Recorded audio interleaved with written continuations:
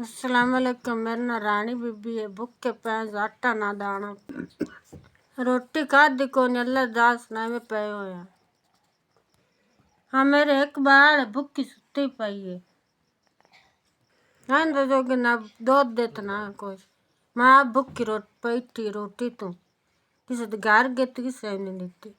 मेरा नाम मियाँ तो आ एक बच्ची है मेरी बस कल्ली है मैं ना आटा ना कुछ मैं ना मेहनत करनी ना कुछ मैं किसी घर जाने एक रोटी देंदे से काम करके वो तो खा पी हमने काम किसी ने दिता तो आज भूखी बैठी हूँ। मेरे बाल ठीक रोमा लग जाना दूध कोई नहीं मेरे को